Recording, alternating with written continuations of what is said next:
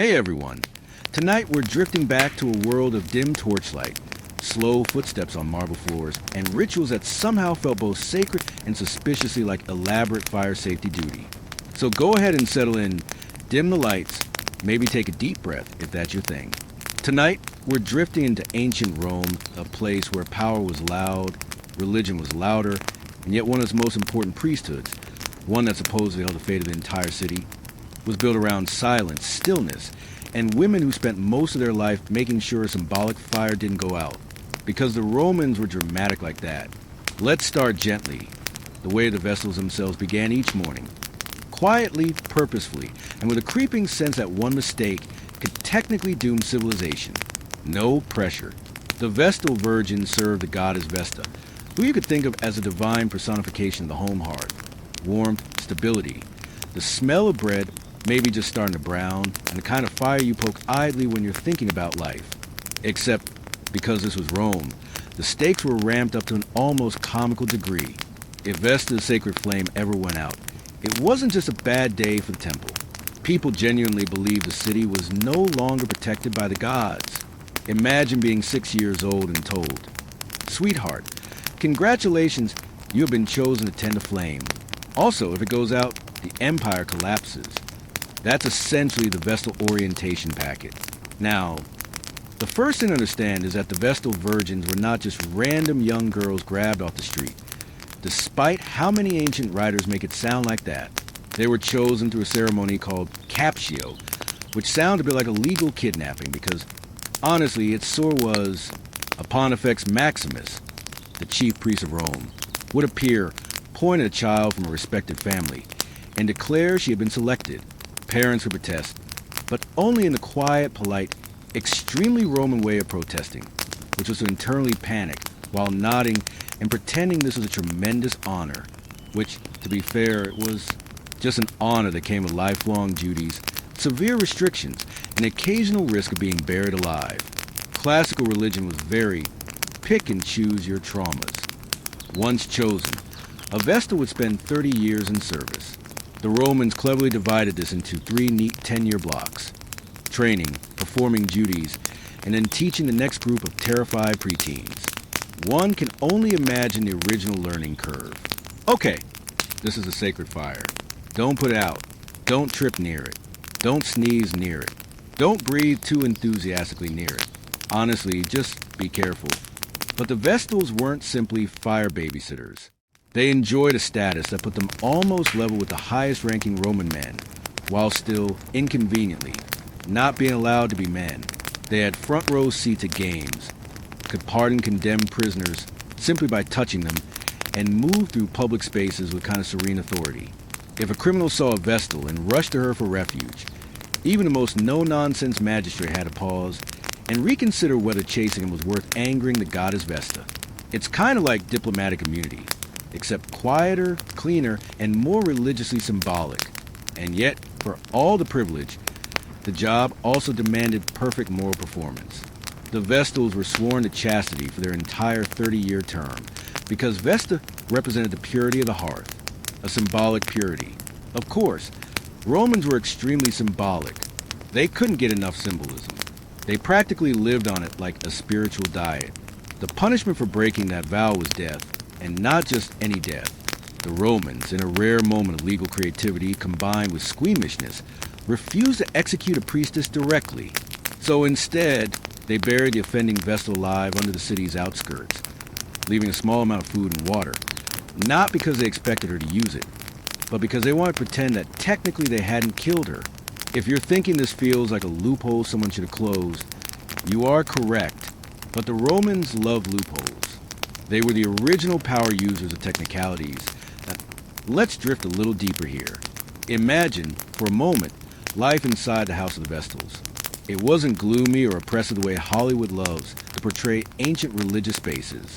Instead, picture airy courtyards filled with sunlight, sharply defined shadows stretching across white marble floors, statues of past Vestals looking serene, or maybe slightly annoyed, depending on how the sculptor felt that day. The place was quiet, but not silent, more like a constant hush. You'd hear the crackle of the sacred flame from the round temple nearby, the soft sweep of brooms as novices cleaned ritual spaces, the distant chatter priests who were definitely over-explaining things to each other. It was a world within a world. The Vestals themselves had a kind of graceful freedom. They could own property. They could make wills. They could manage their own finances. In a society where most women needed a guardian to do so much as call politely in public, the Vestals were like administrative unicorns. People looked at them not only with reverence, but with mild confusion, as if they weren't entirely sure why these women got to do all that, but were too afraid of divine retribution to question it. And this brings us to the actual job, tending Vesta's flame. Now, it wasn't a huge dramatic bonfire. No fireballs, no crackling cinematic inferno. It was a modest, controlled fire kept in a circular temple. Most of the work involved making sure it didn't go out, feeding it carefully, and adding fresh incense. It sounds simple, but when your city's safety depends on it, simplicity becomes a kind of daily existential dread. There were also other tasks. Preparing ritual substances like mola salsa, a sacred salt and flour mixture used in sacrifices. Cleaning sacred spaces so thoroughly it would make a modern minimalist weep with joy. Participating in public rituals like the Vestalia, which was a festival centered around the goddess Vesta and dairy products. Yes, dairy. Rome was weird sometimes. During Vestalia, the temple was open to Roman matroni, married women, who would enter barefoot, bring offerings and feeling solemn while also, presumably, trying not to slip on marble floors covered in a fine layer of milk fumes. Then the Vestals would clean the entire temple afterward, which probably cemented their belief that divinity was best approached in neat, manageable doses.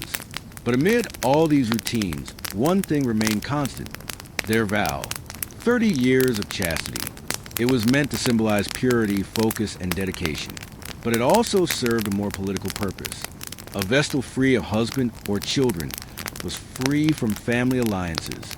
Rome loved alliances, the way modern people love discount codes. But sometimes those alliances caused political turbulence. Vestals existed outside that world. Or at least, that was the theory. In practice, powerful families still nudge each other knowingly when a Vestal came from one house or another, because humans will find a way to turn anything into political commentary. Let's drift onward and talk about why Rome even cared so much about this flame. Fire, in ancient cultures, represented life, warmth, and continuity. A hearth fire signaled that a home was alive. A dark hearth meant abandonment. When Vesta's flame burned, Rome was spiritually alive. When it didn't, well, early Romans believed it invited disaster. Possibly floods, possibly plagues, possibly that one neighbor who keeps asking if they can use your courtyard for their cousin's birthday party. The Romans didn't like taking chances. Maintaining continuity mattered to society built on tradition. Rome loved tradition the same way some people love tightly labeled spice cabinets. With passion, a touch of obsession, and a refusal to admit when something isn't practical anymore. They preserved rituals long after their original meanings were forgotten, simply because that's how our ancestors did it. It's ironic, really. A society famed for conquering half the known world was simultaneously terrified of altering a centuries-old grain recipe used only during sacrifices. But that's humanity. We contain multitudes. Now, the Vestals weren't immune to scandal. In fact, Rome had occasional moral panics centered around them.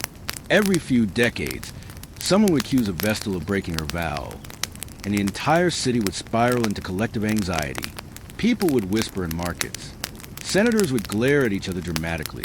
Poets would write cryptic lines about purity and corruption that somehow always managed to insult their political rivals. Accusations were often politically motivated, a way for powerful men to remove inconvenient families from influence. And if the accused Vesta maintained her innocence, as many did, it didn't always matter. Once Rome decided something was a bad omen, only elaborate rituals, sacrifices, and a carefully structured meltdown could fix it. But within their walls, daily life went on quietly, meals taken together, ritual duties shared, instruction passed from older Vestals to younger ones in soft voices. It was a community more than a prison. And unlike many other priesthoods, Vestals actually retired. After 30 years, They could leave, marry, and enter normal life. The irony is that few did.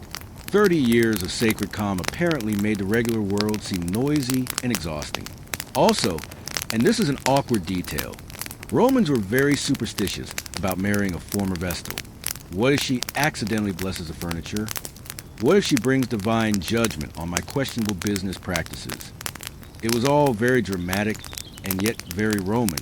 Despite everything, though, the Vestals remain one of the most stable institutions in ancient religion. Through fires, invasions, political shifts, and the occasional emperor, who was one argument away from being declared legally unhinged, the Vestals kept their flame alive. They didn't seek power, yet power found them.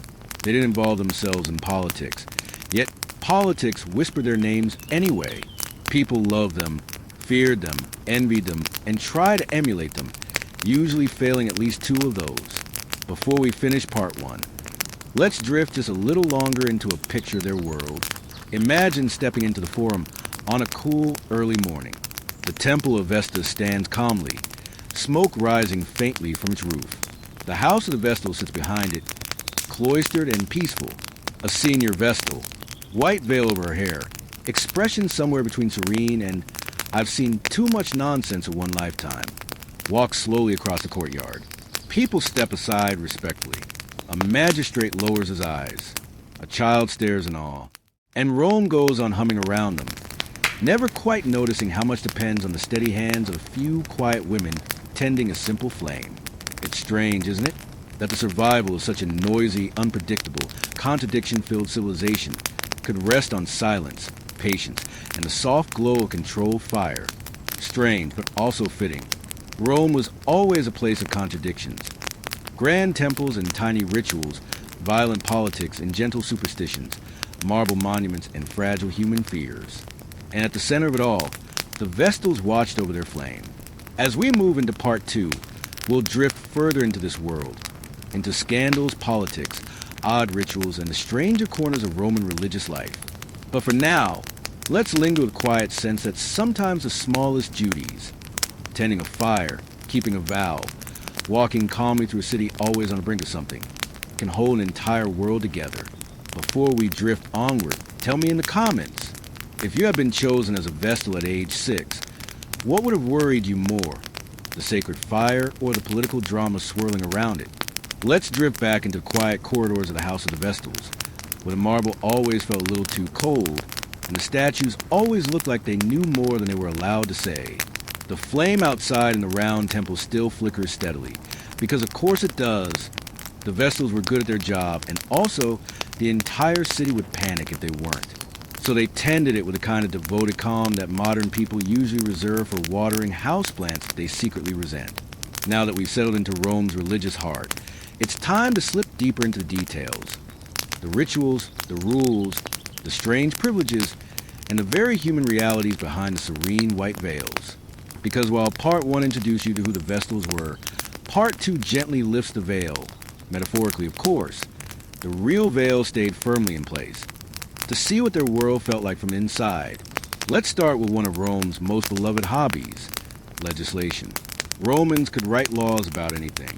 Property, marriage, shoes, water supply, number of chickens allowed in a crowded neighborhood. They loved order so much they created new laws just to clarify old laws they had already forgotten existed. And naturally, they wrote plenty of laws about the Vestals.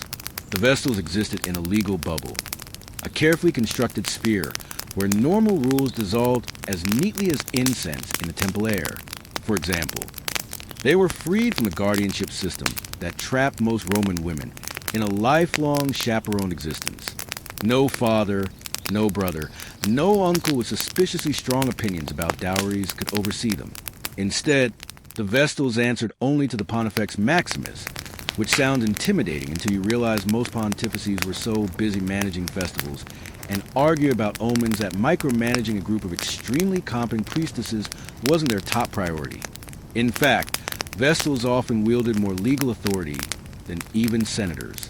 If a condemned prisoner was being dragged to execution and bumped into a Vestal on the way, the execution stopped immediately.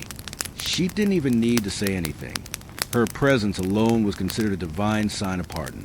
Imagine walking through a crowded Roman street and accidentally running into a woman in a white veil, only to find yourself suddenly and mysteriously not dead.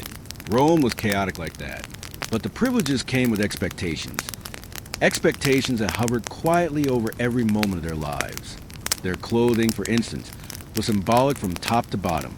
The distinctive white wool veil, called a suffibulum, signified purity and sacred authority.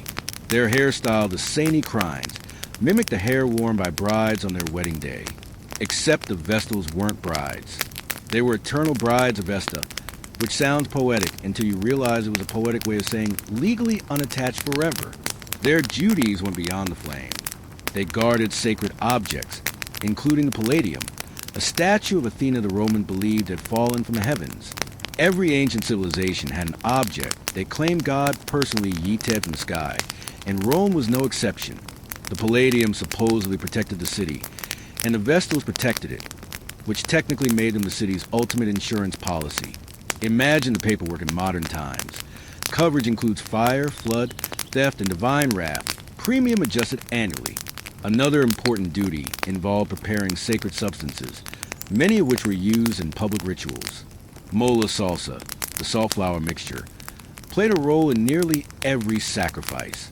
If you've ever cooked while half awake, you know how easy it is to spill ingredients. Now imagine doing that while the city believes accidentally dropping sacred flour could offend the gods. No pressure at all. And then there were the festivals, especially Vestalia. During this annual celebration, Rome's women gathered to honor the household hearth. The Temple of Vesta was open just for them. Men weren't allowed inside, probably for their own safety. There's something uniquely dangerous about crowding dozens of Roman matrons, all wearing heavy stoli and carrying offerings, into a small ritual space filled with live fire. The Vestals guided them with gentle, quiet authority, like professional crowd control experts, who also happened to be holy. After the festival, the Vestals shut the temple and cleaned the entire interior from top to bottom. And because Roman religion loved symbolism, this cleaning was believed to purge impurities, spiritual, physical, and probably emotional, depending on how messy the crowds had been. You can almost imagine a senior Vestal, hands on her hips, examining the soot and quietly muttering prayers that also served as passive-aggressive commentary. But as calm as their lives appeared, there were moments when Rome's obsession with purity and symbolism turned against them. Nothing demonstrates this better than the scandals. Those occasional moral earthquakes when someone accused a Vestal of breaking her vow. Rome reacted to these accusations with a mixture of horror, fascination, and that particular blend of dramatic overreaction that made the city feel like a decades-long soap opera. One of the most notorious scandals happened in 114 BC, when 3 Vestals were accused of misconduct. The city spiraled into superstition-induced panic, blaming every odd event, rainstorms, eclipses, an unusually rude goose, on moral decay. The trials were messy, political, and entirely unpleasant. 2 were condemned and executed under the usual horrifying loophole. The 3rd was acquitted at first, but Rome being Rome, a second trial found her guilty anyway. There's nothing quite like an appeal system that makes things worse. But here's the strange part. Scandals, though horrifying, reinforced the Vestal's importance. The more the city panicked, the more reverence the priestesses gained afterward, as the surviving a public meltdown gave them fresh spiritual credibility. Humans have always done this, romanticizing whatever they almost destroy. Life within the House of the Vestals continued regardless. The building itself was impressive. Long colonnades, shining fountains, tall statues of past priestesses lining the courtyard like a marble honor guard. Inside were rooms for study, storage, sleeping, and tending to administrative tasks. Despite its beauty, the house had an underlying sense of quiet discipline. You didn't run or shout or drop things loudly. It was a space built for listening, to ritual, to tradition, to the crackling of the eternal fire. Yet even here, humor glimmered through. Ancient writers mentioned that the Vestals kept their own servants, attendants who helped with everything from ritual garments to the constant cleaning. You could imagine the dynamic. A Vestal giving calm, dignified instructions while a servant tries to keep pace, wondering how they ended up dusting sacred objects at dawn. And the Vestals weren't always serene. They were human. There were probably moments when novices dropped brushes or spilled incense and froze in terror until an older Vestal placed a gentle hand on their shoulder and whispered, "It's all right. Just don't tell Livia." She'll write about it in her diary again. Human quietude is never perfect. It has cracks, soft moments, private frustrations that no marble statue ever reveals. Let's drift a little toward their relationships with Rome's elite. Powerful families constantly try to influence the selection of Vestals, strategically hoping a daughter in service might bring the family's subtle favor. The Romans loved the appearance of holiness almost as much as holiness itself. But once chosen, Vestals lived outside their family's control. Not even a senator could order a daughter to intervene in politics. It was the one environment in Rome where family name was secondary to ritual. Still, the elite found excuses to involve Vestals in public events. They served as witnesses in important ceremonies, and sometimes even mediated disputes. People trusted them, or, more accurately, people feared what might happen if they didn't trust them. Rome's gods had fiery tempers, and no one wanted to be the reason Vesta got offended.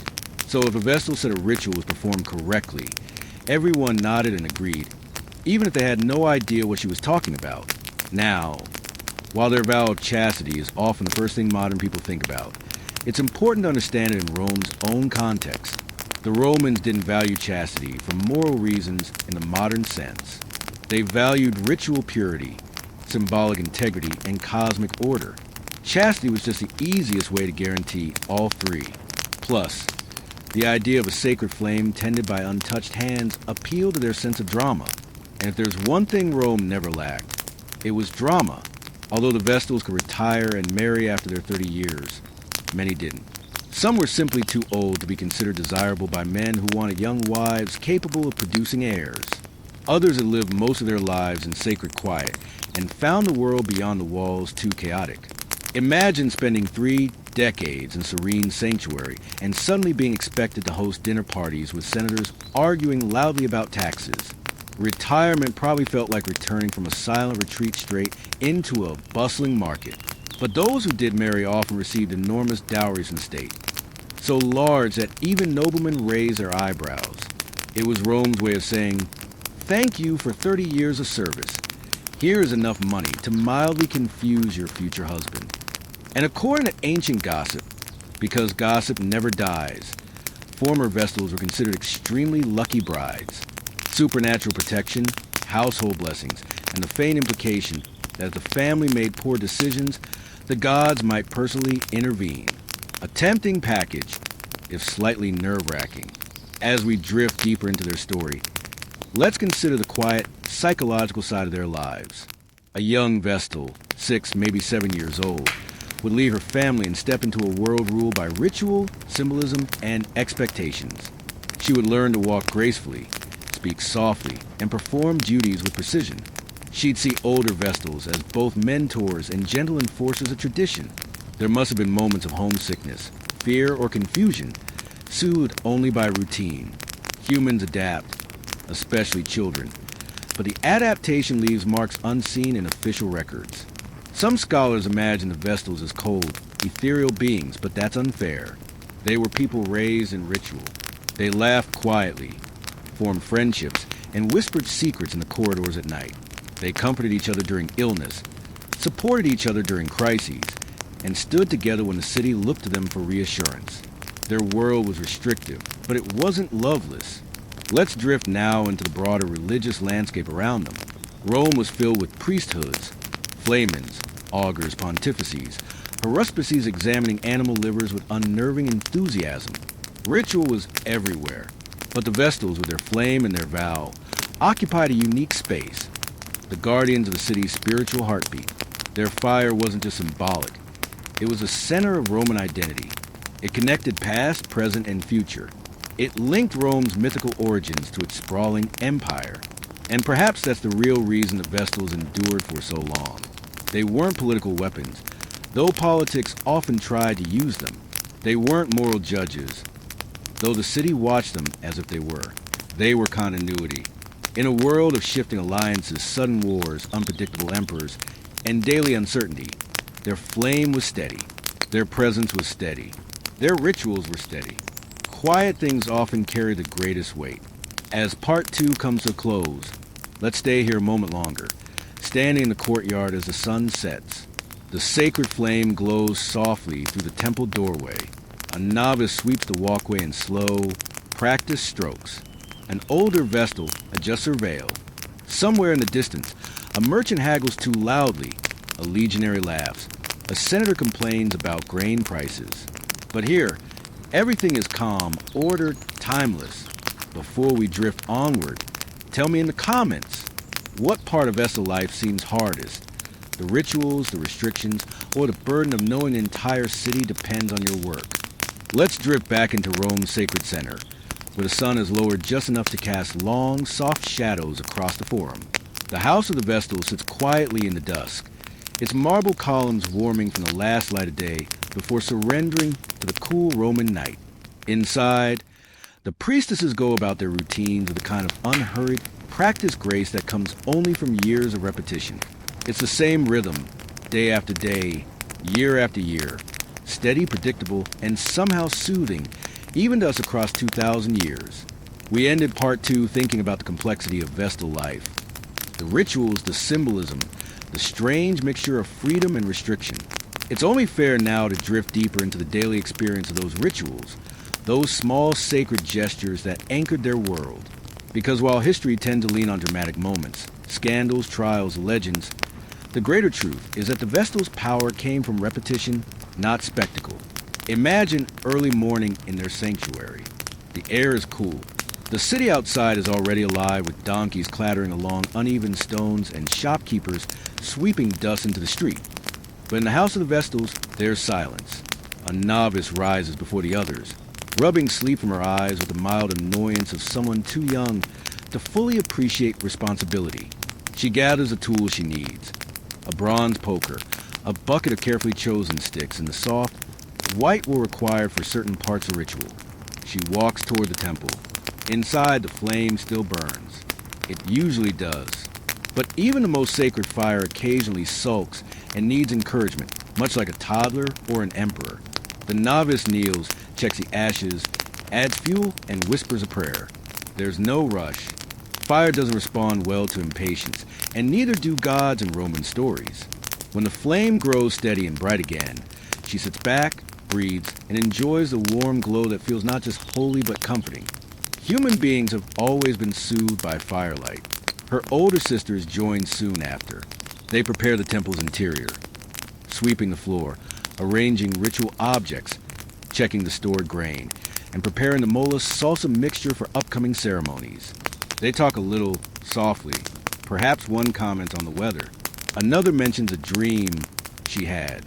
A third complains very quietly that a senator's wife yesterday brought far too large an offering during Vestalia and nearly tripped over it.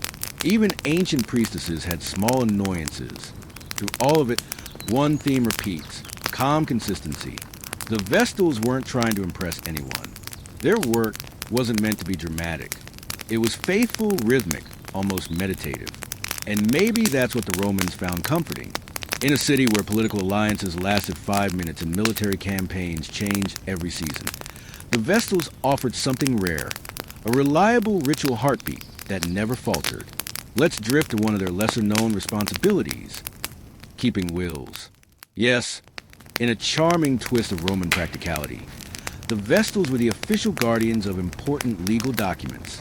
Senators, generals, wealthy aristocrats, anyone with a complicated family situation, which was practically everyone, trusted the Vestals to keep their wills safe. And you know what that means. The Vestals quietly knew everyone's business. They knew who was secretly leaving money to an illegitimate child. They knew who was cutting their cousin out of the estate because of a 15-year-old argument about olives. They knew which general was pretending to be loyal while making plans for a suspiciously generous donation to an upcoming rival. And because they were legally inviolable, no one dared to question them. This made the Vestals the quiet librarians of Rome's most private drama.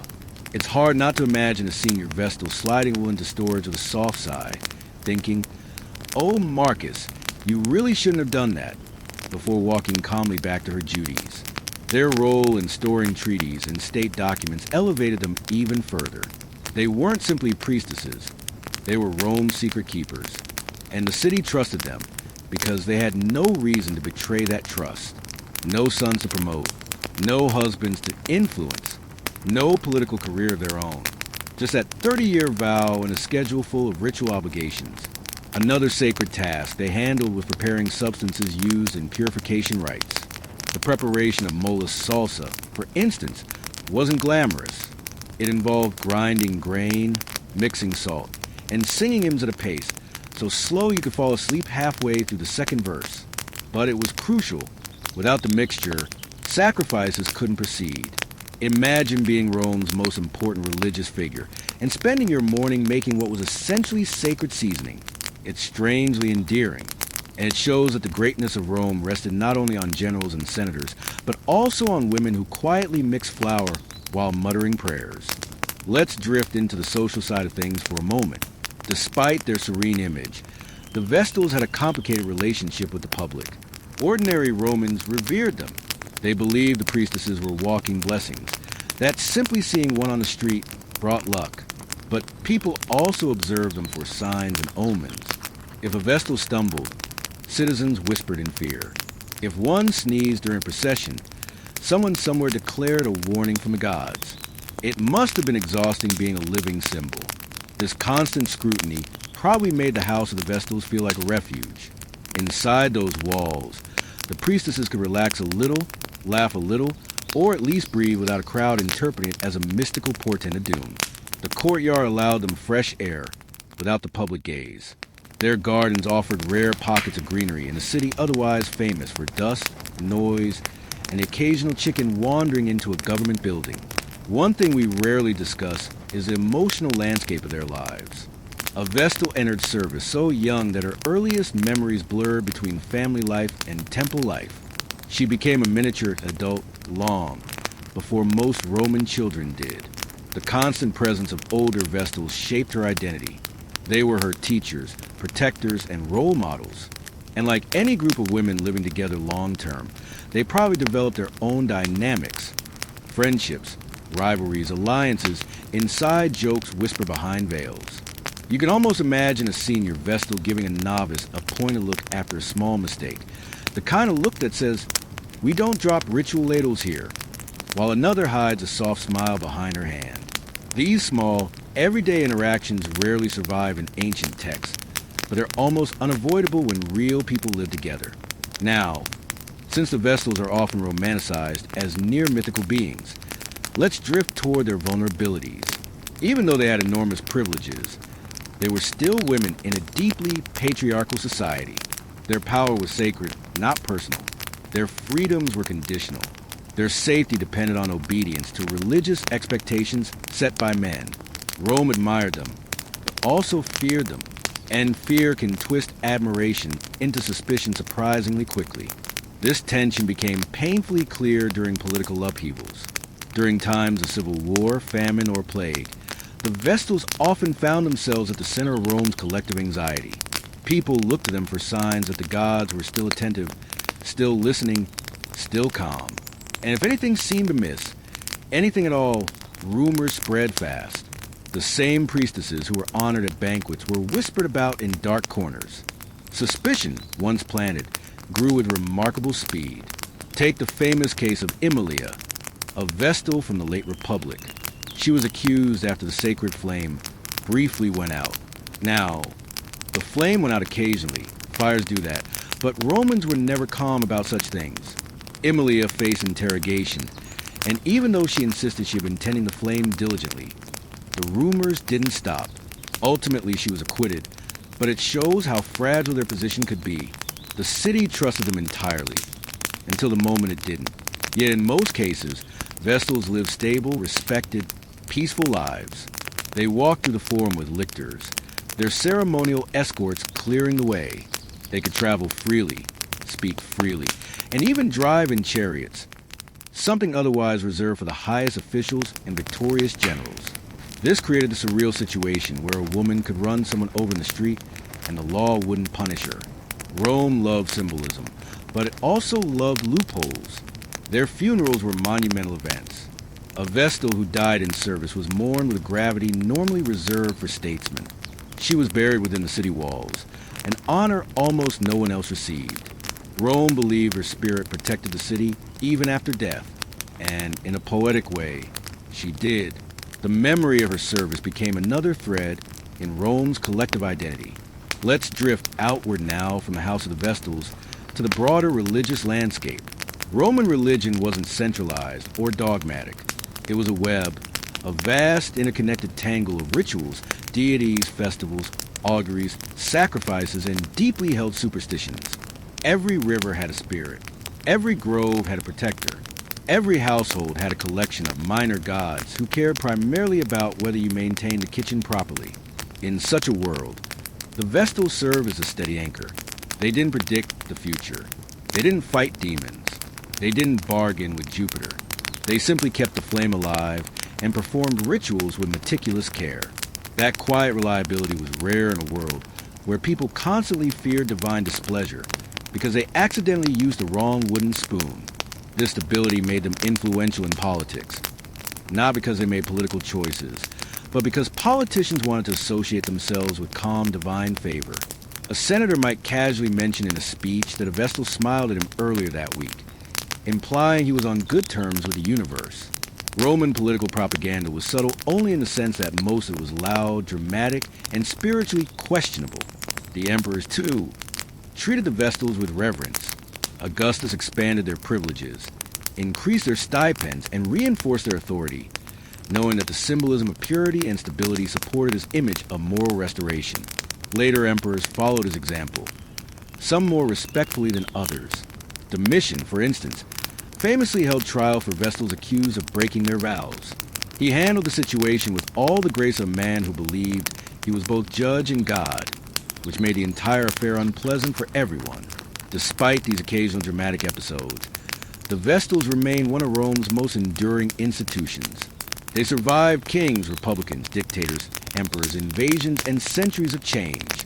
Their flame burned through triumphs and disasters alike. It flickered through urban fires, civil wars, and the slow, inevitable decline of Roman power. They served faithfully while generals argued, while senators plotted, while emperors indulged their worst whims. Their presence was a reminder that continuity could exist even when everything else felt uncertain. As Part 3 begins to settle, let's pause once more in that quiet courtyard.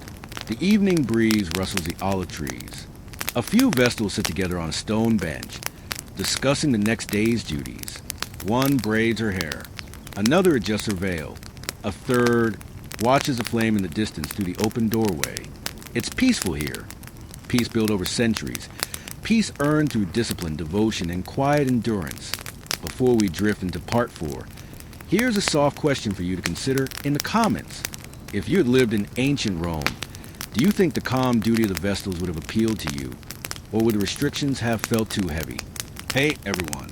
Let's just drift back into dim, flickering lamplight of ancient Rome, where everything smelled faintly of smoke, olive oil, and very poor decisions.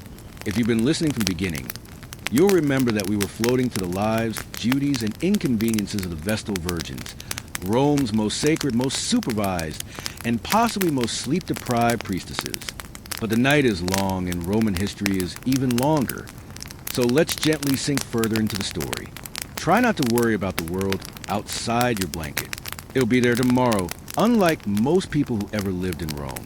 Now, by the time the Vestals had become a well-established institution, the Romans had also perfected their favorite pastime, building entire systems that depended on pretending their traditions had always been this way.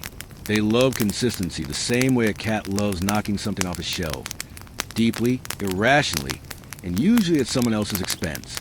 So when the Vestal Virgins became woven into the civic identity of the city, the Romans took it as proof that their beliefs, regulations, and punishments were all perfectly normal, despite the fact that very few other Mediterranean societies had anything remotely similar.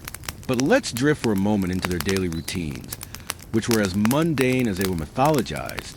Because the truth is, yes, they were sacred. Yes, they were honored. Yes, they were supposedly mystical figures surrounded by good omens.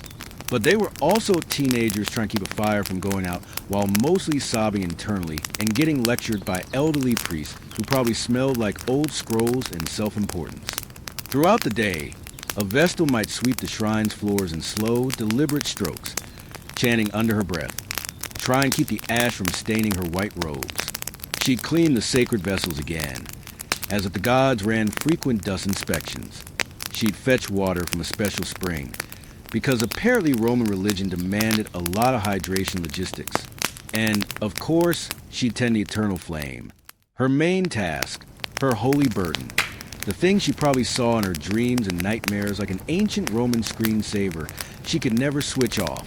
Just imagine dozing off and dreaming of firewood arrangements. It's a miracle any of them remain sane. Still, let's drift over to another corner of their quiet world, their education.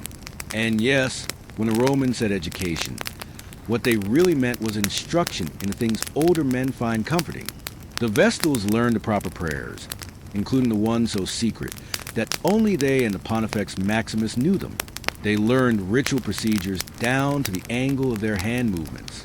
They learned how to bake a very pure and completely joyless form of ritual bread, the kind of food that probably made dry toast seem indulgent. And beyond that, they learned how to behave with an almost supernatural stillness. Roman writers love describing them as calm, collected, and dignified at all times, which is certainly an admirable ideal, but also raises a question. Have you ever met a 12-year-old? Because expecting a child to maintain perfect composure while carrying out mystical state responsibilities feels like a stretch even for Rome, the same civilization that thought lead pipes were a great invention. Now, even though their duties were demanding, the Vestal Virgins were given unusual privileges that made them stand out from the rest of Roman womanhood. We've talked about some: legal independence, wealth, honor, and the power to pardon prisoners with a casual nudge of divine authority. But perhaps the most striking privilege was their immunity from the typical patriarchal micromanagement of Roman society. Most women were under constant guardianship: fathers, husbands, uncles, male cousins, and occasionally that one guy from next door who simply liked inserting himself into conversations. A Roman woman's life was full of limits, restrictions, and social expectations. But a Vestal? She was untouchable. Literally, figuratively, politically, religiously. She belonged to no man, only to the state, the gods, and the long list of ceremonies requiring her presence. She could testify in court, handle money, own property, and make her own legal decisions. These were rights that everyday women wouldn't get for many centuries. A Vestal walked the streets flanked by lictors, the same honor granted to very high-ranking magistrates. And if that sounds fancy, well, it was. A Vestal walking through Rome was like a celebrity appearance, a sacred cameo. People stepped aside, lowered their voices, and hoped, for their own sake, that she didn't accidentally trip and interpret as a bad omen. But even with all this prestige, their lives remained a strange mix of luxury and imprisonment. Their privileges were vast, but conditional. Their freedoms were real, but fenced in by ritual expectation. Their public honor was immense, but so was the pressure. It was like being told, "Congratulations, you won a Lifetime Achievement Award for perfection. Now, please don't ever blink wrong again." And while we're slowly drifting along this path, it might be a good moment to reflect on the broader religious environment of Rome. The Vestals weren't the only priestly group. Far from it. The city was overflowing with priests, augurs, diviners, flamens, and assorted job titles that sounded important, but mostly involved sacrificing animals and telling the Senate what the gods allegedly thought of their new policies. But the Vestals stood apart for one simple reason. They were considered essential to Rome's very survival. This idea wasn't symbolic. It was literal. If the flame died, Rome's protection died with it. If a Vestal broke her vows, the cosmic balance was threatened. It's easy to see how heavy this responsibility must have felt. Like being told the entire city's destiny depended on your behavior, your hands, your rituals, your sleepless nights. No pressure, right? Imagine being 13 and learning that the consequences of messing up could be national collapse. Meanwhile, your peers outside the temple were probably still figuring out which sandals matched their tunics. Some Roman historians, trying very hard to sound profound, described the Vestals as living symbols of Rome's purity. But purity is always a complicated word. It often hides discomfort under a poetic surface. And the Vestals lived in that contradiction every day, honored and restricted, empowered and isolated, respected but always watched. Their purity wasn't just moral or religious, it was civic, political, and deeply symbolic. So let's quietly slide toward another fascinating aspect of their lives. Their interactions with Rome's political elites. Senators, generals, magistrates, even emperors. All of them, at one time or another, sought the goodwill or approval of the Vestals. A kind word from a Vestal was considered lucky. A frown from a Vestal? Not ideal, not legally actionable, but spiritually concerning enough that some very powerful men probably had trouble sleeping afterward, which honestly puts them right in the emotional range of modern comment section debates. One story tells us about a Vestal intervening to save a condemned man simply by touching his chains and declaring him innocent. The Roman crowd accepted this without objection. The guards accepted it. The officials accepted it. You'd think someone might have said, wait, does she really have the authority to do that? But nobody wanted to risk divine disapproval. Rome was a city of superstition professionalized in the law, and the Vestals were at the very heart of that arrangement. Another charming little anecdote, charming if you enjoy hypocrisy, comes from Pliny the Younger. He wrote about how Romans believed the Vestals had miraculous powers, such as transporting water in sieves without spilling it.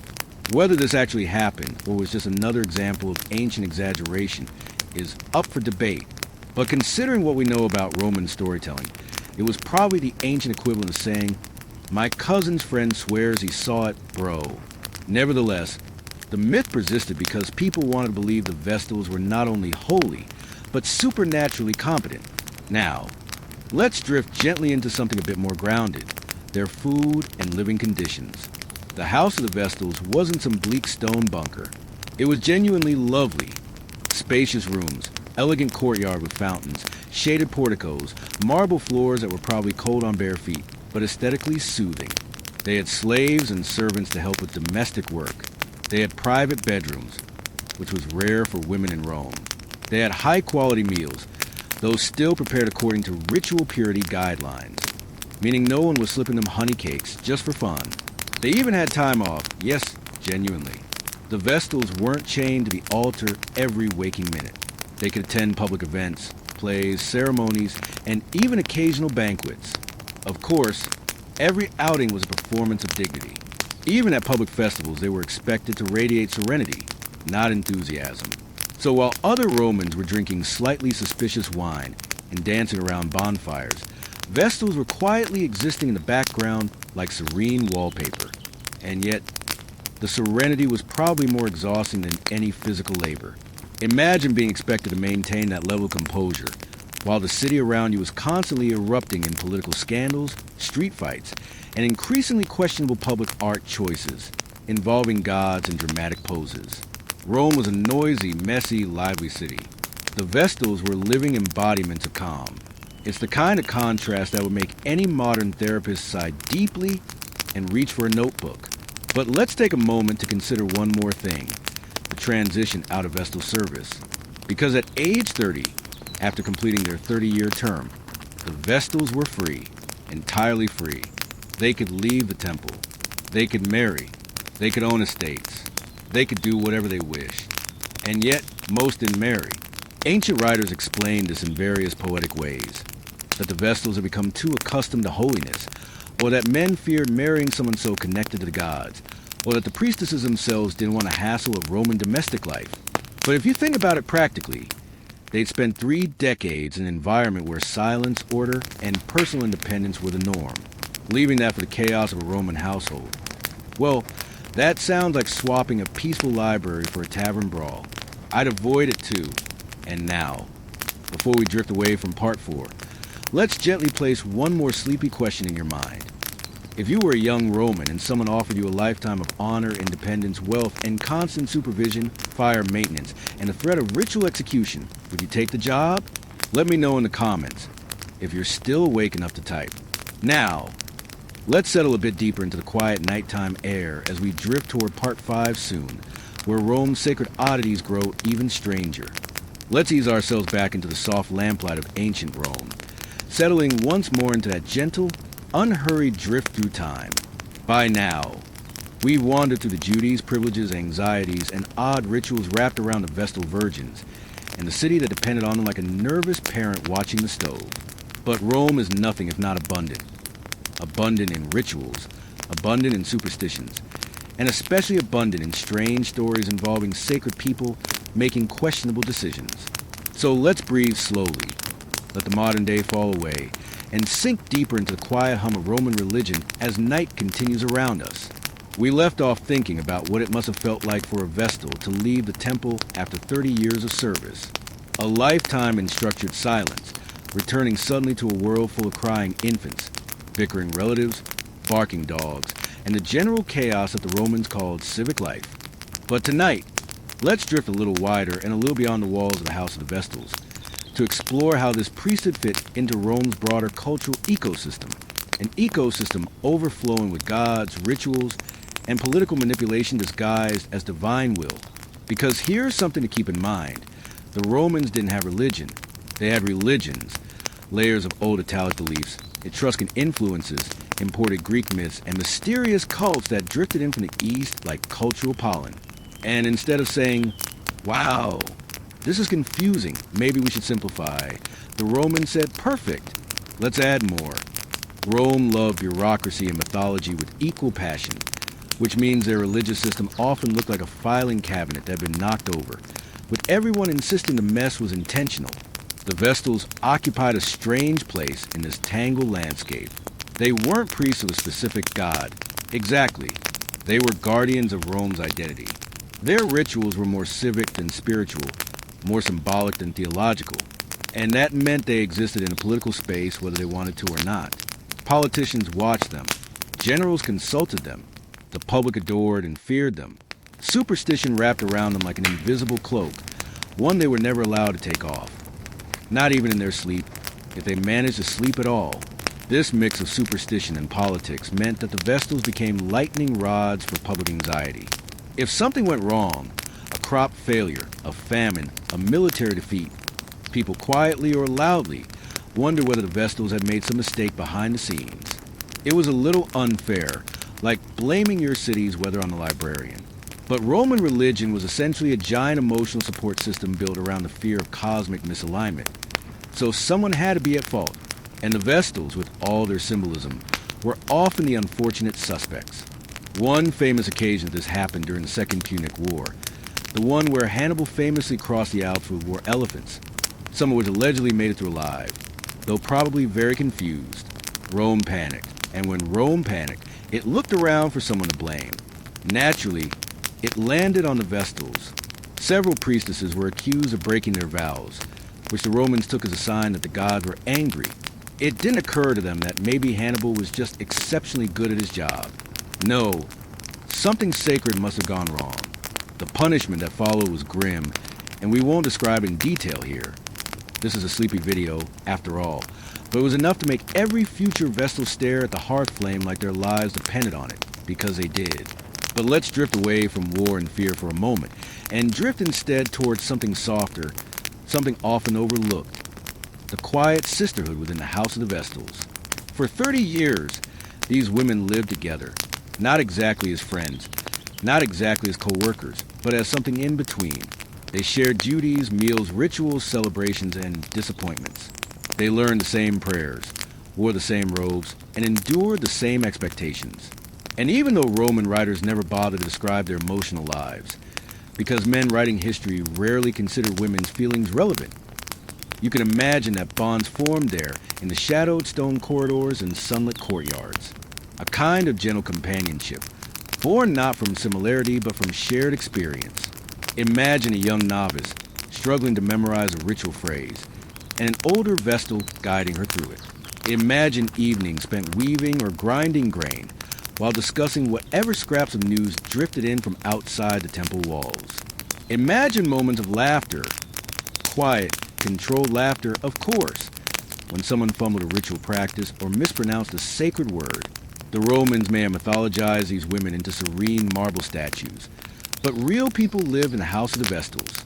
Real conversations, real hopes, real frustrations. Maybe even a quiet eye roll or two at the Pontifex Maximus, which feels extremely justified. And speaking of the Pontifex Maximus, that towering figure of authority who oversaw the Vestals, let's drift gently into his role. Today, the title is most famously associated with the Pope, but in ancient Rome, the job was decidedly more political. He was the chief priest, yes, but also a deeply strategic figure in the world of civic decision-making. The Pontifex Maximus was responsible for enforcing the rules the Vestals lived by, and for interpreting their behavior when Rome needed cosmic reassurance. Sometimes his role was ceremonial, almost gentle. Other times it was severe, demanding, even frightening. Not because the Pontifex himself was cruel necessarily, but because the system he upheld depended on symbolic punishment to soothe public anxiety. He was, in effect, the final judge of whether the Vestals embodied purity. And as we've learned, purity was less about personal virtue and more about Rome's need for emotional order. When you think about it that way, the entire system feels like a very elaborate stress relief mechanism, with the Vestals serving as its centerpiece. Now, let's drift toward one of the quieter corners of their ritual duties. Something often overshadowed by their famous flame, their preparation of sacred substances for rituals. The Vestals made a special mixture known as mola salsa, a blend of salted flour, prepared with such purity and precision that even the gods, apparently, were picky about its texture. They sprinkled it onto sacrificial animals or used it to consecrate offerings. And while it sounds quaint, this was considered a critical task. If the mola salsa wasn't made correctly, the entire ritual could be deemed invalid. So once again, the Vestals were at the center of Rome's fear of mistakes. Even their flour was political. Another quiet detail, one that feels strangely intimate, is that the Vestals were responsible for safeguarding certain wills and treaties. Their temple was considered a place where documents could be kept with absolute security.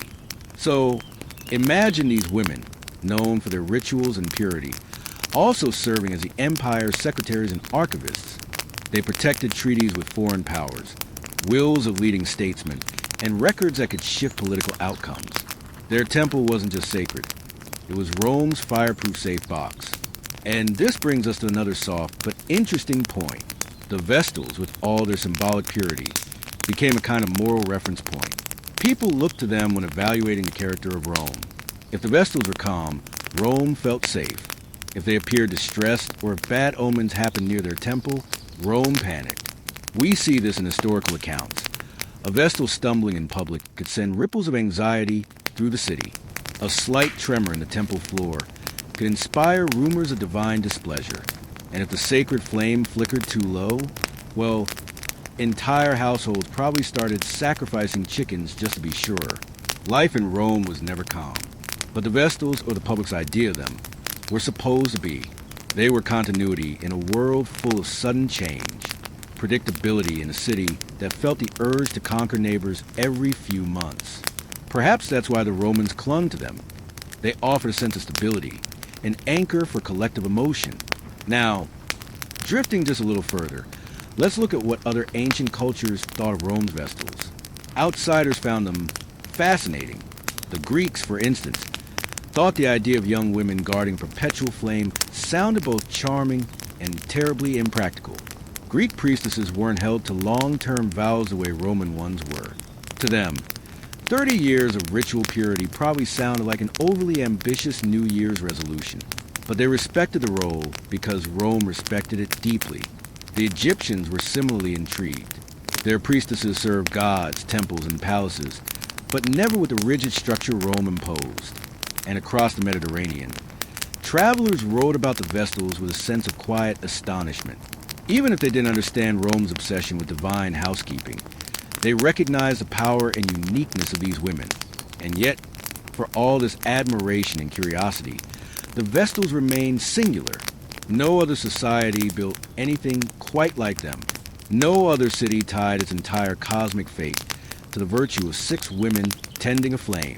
It's one of those historical facts that makes you pause and wonder how human imagination works, how civilizations decide what's sacred, how traditions grow from tiny sparks into deeply rooted trees, and how easily people believe in the idea that the universe is watching their fire maintenance habits.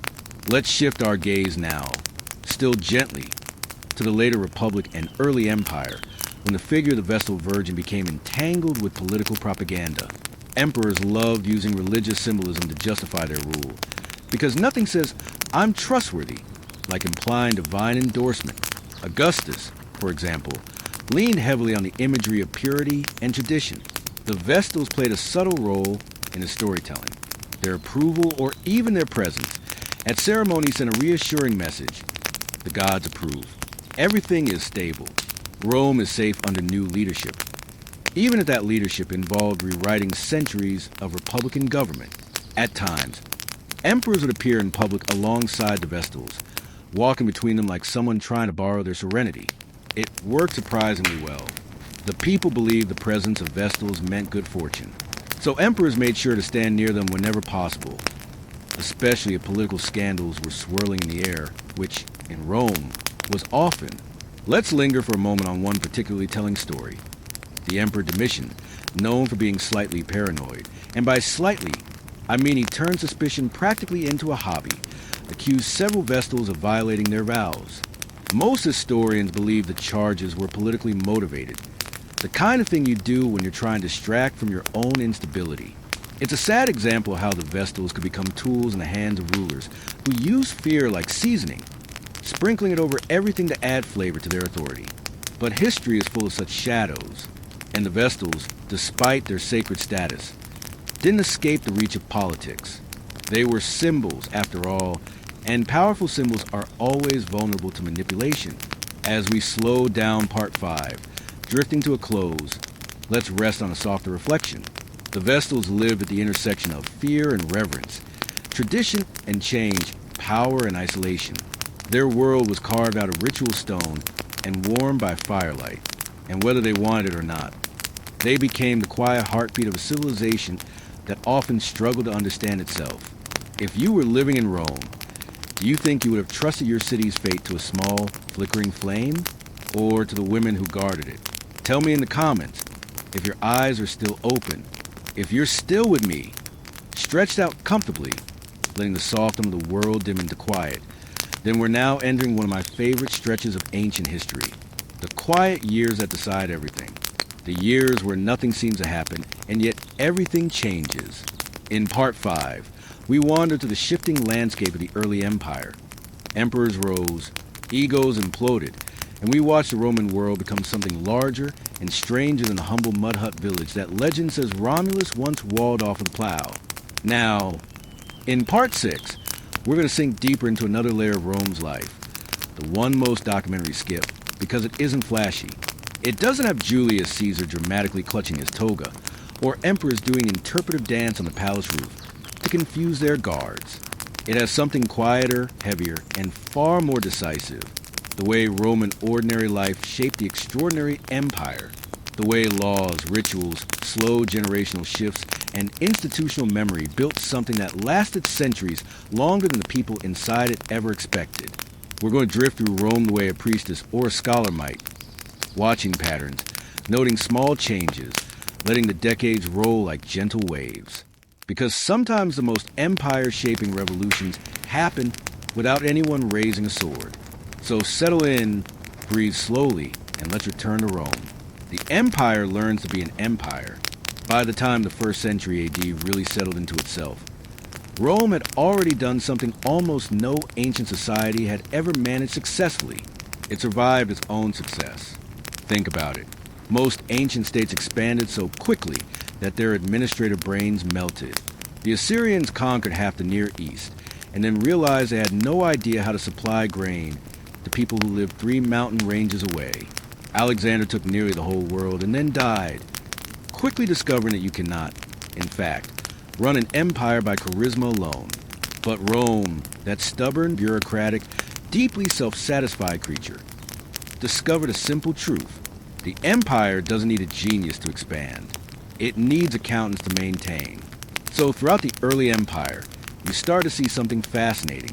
A spreading mesh of local administrators, archivists, scribes, surveyors, tax recorders, land overseers, temple clerks, slave managers, water system inspectors, quarry regulators. Basically every job description that sounds deathly boring, but kept the whole imperial machine humming like a well-fed household god. And because this is Rome, half of these roles were wrapped in the kind of pomp that made even note-taking feel sacred. A census wasn't just paperwork. It was a ritual. A land boundary wasn't just a measurement. It was protected by the god Terminus. A well-kept tax ledger wasn't just good for the treasury. It was a mark of cosmic balance. Rome spiritualized bureaucracy.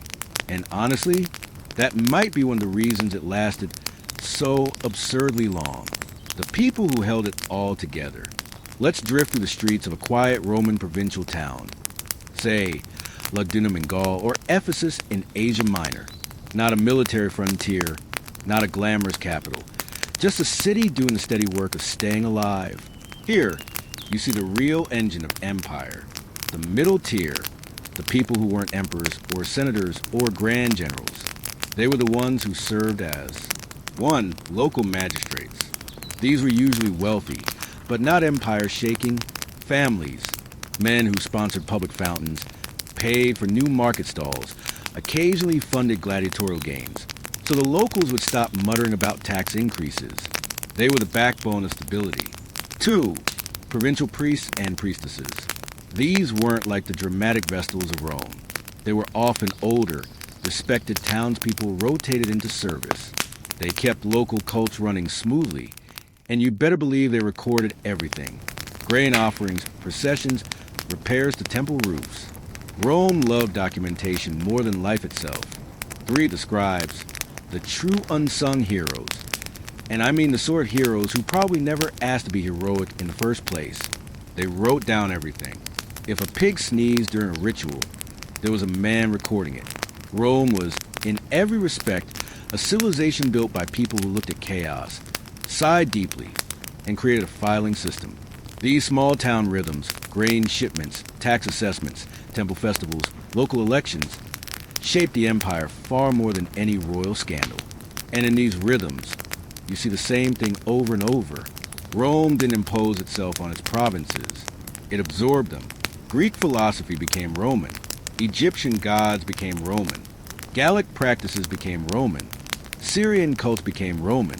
Rome wasn't interested in erasing cultures. It was interested in relabeling them. Because if everything is Romanized, then nothing is foreign enough to rebel. What this has to do with the Vestal Virgins? You might be thinking. Alright, sleepy historian person, I get it. Middle bureaucracy matters. But what about our Vestal Virgins? Aren't they the stars of this show? Yes, they absolutely are. But here's the key. Understanding why the Vestals mattered means understanding what Rome valued. And Rome valued continuity.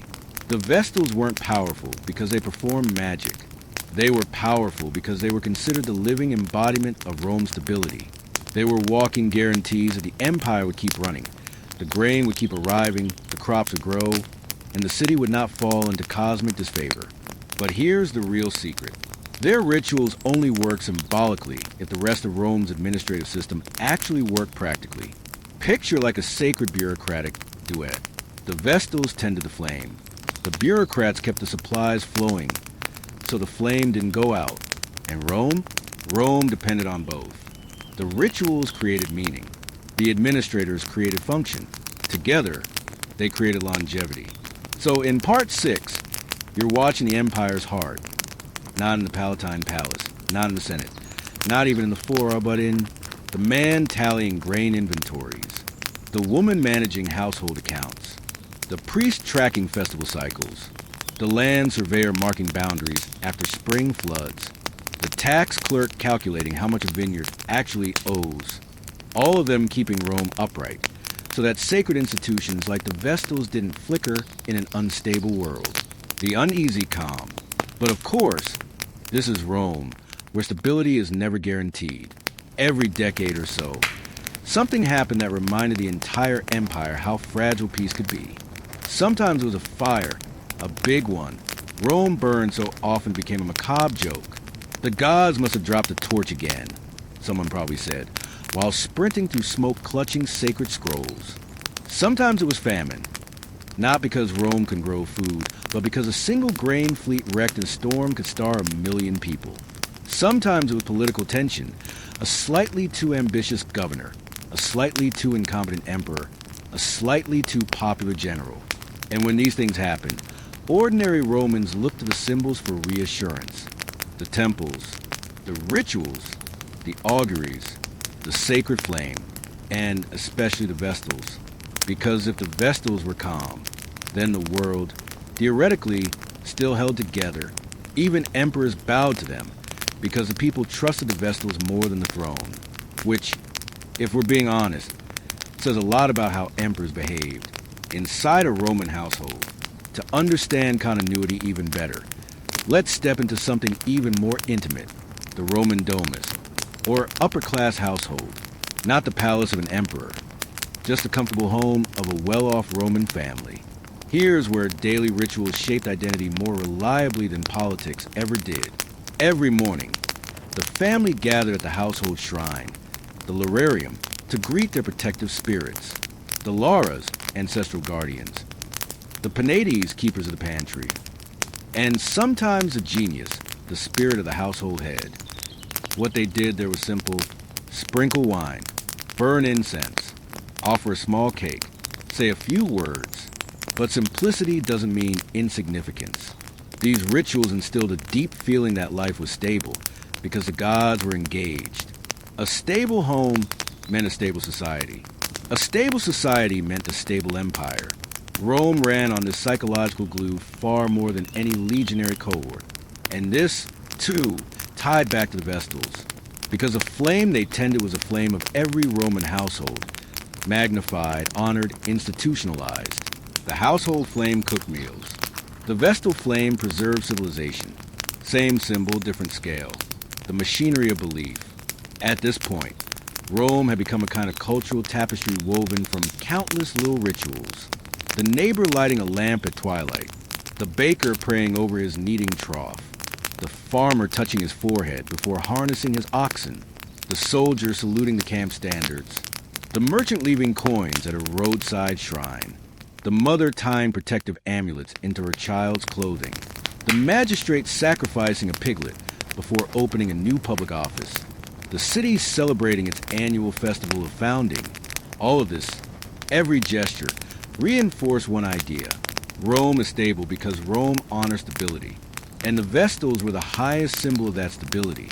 If the household gods preserved the home, the Vestals preserved the city. If the local priests preserved the fields, the Vestals preserved the destiny of the empire. Belief was a structural force. Ritual was infrastructure. Piety was bureaucracy's emotional twin. This is how ordinary life shaped imperial fate, the shadow of change. But even within this calm, the seeds of transformation had already been planted. Quietly, subtly, unnoticed by almost everyone. A few things were shifting. Wealth inequality was growing. Provincial elites were gaining more power. Cultural blending was accelerating. Household religion was mixing with Eastern mystery cults. Urban populations were swelling. Literacy was spreading. Slavery was becoming more specialized and more volatile. All of these changes were slow, almost gentle. You could live your whole life and never notice them overtly, but they would become the fault lines of the next century. The Vestals could keep the sacred flame burning, but they couldn't stop the tectonic movements beneath the surface. And Rome, ever proud, ever traditional, ever confident, would one day be blindsided by changes it had quietly allowed to take root. But that is for later. For now, in this middle era, Rome still breathed smoothly, and the people believed the world would continue exactly as it always had. Closing the chapter. So part 6 is where we stand still on Rome's timeline. Not dramatic, not chaotic, not scandal-filled, but deeply important, because history isn't built only from spectacular years. It's built from stable decades. The decades where households lit their lamps, where the Vestals tended their flame, where merchants counted coins, where magistrates reviewed grain ledgers, where scribes wrote down the boring details that preserved society, and where ordinary people believed the gods were on their side. This was Rome's secret strength. Not genius, not grandeur, but continuity. And as we move into part 7, the tone will change again, because slowly, subtly, Rome's era of calm is drawing to a close. And the empire is about to experience a kind of turbulence that makes people question everything they once assumed was eternal. But that comes later. For now, breathe softly, stay relaxed, and let the calm decades of Rome settle over you like a warm blanket. If the last chapter was a warm, steady breath, Rome at its most structurally confident, then part 7 begins the moment the air changes.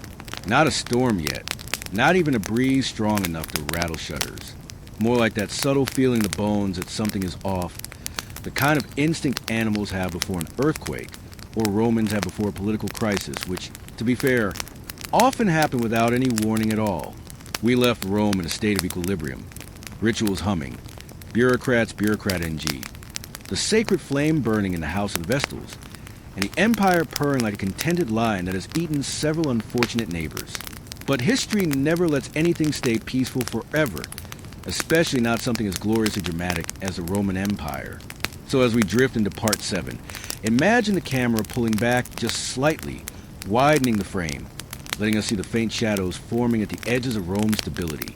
Not yet threatening, not yet catastrophic, just present. Because this is a chapter where Rome begins to show the first cracks in its beautifully polished facade. The empire grows heavy. Empires, like wardrobes, eventually accumulate too much stuff. By the 2nd century AD, Rome was full of it. Old customs, new laws, hybrid rituals, half-Greek philosophies, 3 variants of the same tax code, and enough temples to make every god feel properly flattered and slightly overwhelmed. And while the early empire thrived on this complexity, eventually complexity starts turning into weight. And weight, political, social, economic, always starts to sag. Rome wasn't collapsing yet. Far from it. But it was getting tired. You know that feeling when you haven't cleaned your room in 2 months, and suddenly you don't know where any object belongs anymore. But you're too overwhelmed to fix it? Rome was heading there. No one admitted it, of course. Romans were constitutionally incapable of admitting anything was amiss. Their unofficial motto might as well have been, "Nothing is wrong, everything is fine, and if you say otherwise, we will build a triumphal arch to prove you incorrect." But the signs were there, the rise of the hyper-elite.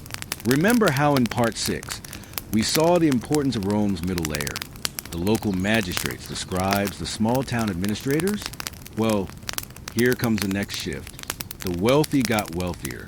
And the wealthy began buying influence like it was grain on discount. Family names that once mattered moderately suddenly mattered excessively. This wasn't new. The Roman elite had always been annoyingly proud of their ancestral achievements. Someone's great-great-great-grandfather once held a minor office during a drought, and the family never shut up about it. But now the elite weren't just culturally powerful. They were economically unavoidable. Large estates swallowed up small farms. Patron-client networks became giant spiderwebs. Luxurious villas bloomed across the countryside like opulent mushrooms. And in a world where wealth meant leverage and leverage meant political dominance, ordinary people felt the shift. Rome's bureaucracy remained stable on the surface, but like a river getting deeper in some places and shallow in others, the distribution of power was changing. Slowly, steadily, inevitably. And if you squint, you can see the distant outline of future instability beginning to take shape. But Rome wasn't panicking. Rome never panicked early. Rome preferred dramatic, last-minute panicking, the sort that required emergency sacrifices and 15 contradictory omens, the silent goddesses of order. Through all of this, the Vestal Virgins continued their serene, orderly work. No matter how noisily the empire grumbled, the Vestals remained the embodiment of calm. They were the anchor that Roman culture tied its anxieties to, the idea that as long as the sacred flame burned, nothing catastrophic could happen. And because Rome adored symbolism almost as much as it adored conquest, the Vestal's presence reassured the populace. The flame burns, Rome is safe. Rome is safe, panic is unnecessary.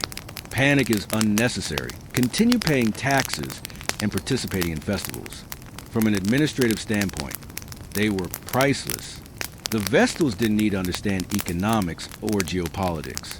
They just needed to remain unshakably beautifully ritualistic, and in a chaotic world, that mattered more than anything else. But even the Vestals were beginning to feel the pressure of an empire shifting beneath their sandaled feet, though none of them would have dared to say it aloud. A short detour into anxiety.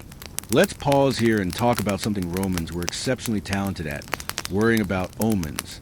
Because one thing that consistently amplified tension during these decades was Rome's absolute obsession with signs. A lightning strike hits a tree, the gods are restless. A chicken refuses to eat before a military campaign, the gods are furious. A cow gives birth to something that looks even slightly unusual, call the priest immediately. And if a Vestal tripped on her robe during a procession, everyone start praying because that is definitely, absolutely, unquestionably a bad sign. As the empire's internal weight increased, social inequality, political complexity, economic pressures, people grew spiritually twitchy. They needed reassurance, which means they needed the Vestals more than ever. Every ritual they performed became heavier with meaning. Every festival they presided overdrew larger crowds. Every month the sacred flame remained steady. People breathed easier. Rome's stability was psychological as much as administrative, but psychology is fragile, and the empire's fragility was growing. The quiet rise of provincial power. While Rome was busy worrying about omens and over-polishing its marble statues, something else was happening quietly across the provinces. Provincial elites had started to realize how important they were. Once upon a time, the provinces were Rome's distant children, occasionally rebellious, usually manageable, frequently exploited. But by the Middle Empire, many provincial cities were practically mini-Romes. Theaters, aqueducts, temples, forums, local senates, villas with heated floors, which honestly still feels like cheating the ancient world. Local leaders weren't just wealthy. They were influential in ways Rome could not ignore. And when wealth, education, and cultural prestige started concentrating in cities outside the capital, Rome's identity widened. Rome's politics decentralized. Rome's future complicated itself. Again, no collapse yet. Just a shifting weight that would matter later. The population problem. Now, let's drift back into the heart of the empire. The city of Rome itself. By this era, Rome had become the ancient equivalent of megacity. Millions of people packed into an urban sprawl overflowing with apartment blocks stacked like unstable pastries. Constant noise. Markets fragrant with equal parts spices and questionable fish. Crowds. Slaves. Laborers. Foreigners. Aristocrats carried in litters. Street preachers. Beggars. Entertainers. And the occasional escaped animal from the arena. Rome was magnificent. But magnificence is expensive. And keeping millions fed was a logistical nightmare that depended on grain fleets from Egypt. Fleets that sometimes arrived dramatically late. It only took one storm season to drive bread prices up and tempers higher. Add this to widening economic gaps, and you begin to understand why the population's mood could swing wildly. When people felt anxious, they looked for the reassurance of ritual, of tradition, of cosmic order, which meant, yes, they looked to the Vestals. The more Rome destabilized, even subtly, the more symbolic power the Vestals gained, even if their actual legal power stayed the same. It's an odd paradox. The more fragile Rome became, the more desperately it clung to the idea of inviolable sacred women holding the flame that anchored the city. Rituals under pressure. Now imagine being a Vestal during this era.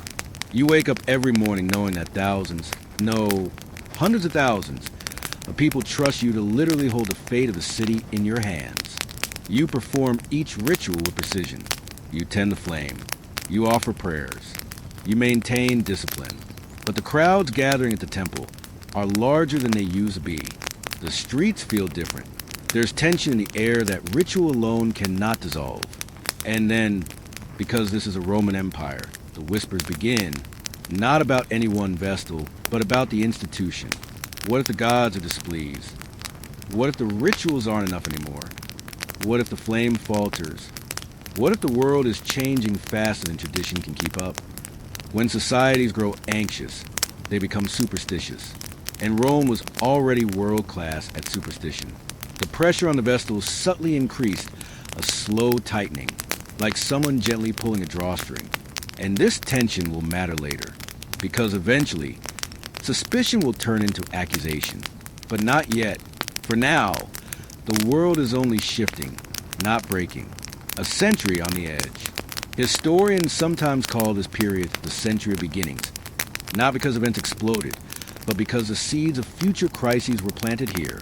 Economic imbalance, demographic strain, environmental stress, political decentralization, cultural fusion, reliance on symbolism rather than reform, rising elite dominance, the fragile balance of the urban food supply, the population's spiritual anxiety.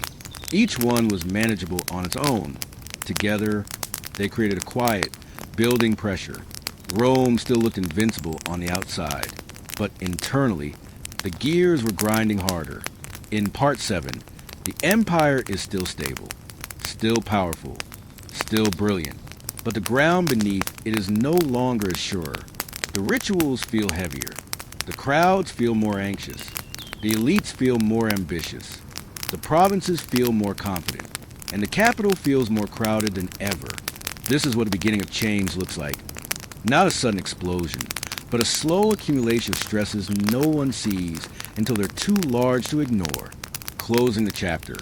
So we end Part 7 in a Rome that is beginning, just beginning, to wobble under its own greatness.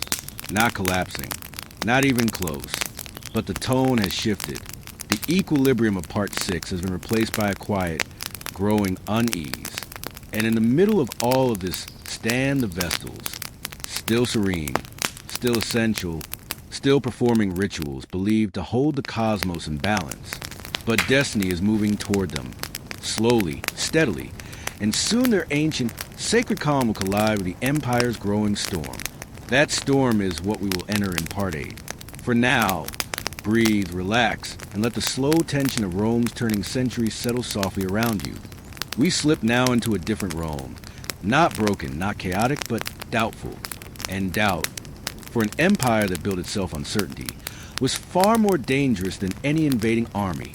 In Part 7, the ground beneath Rome's marble confidence began to hum with tension. Like a violin string pulled one notch too tight. Nothing snapped. Nothing even bent. But the tone changed, ever so quietly. Part 8 is the moment Rome begins to notice the hum.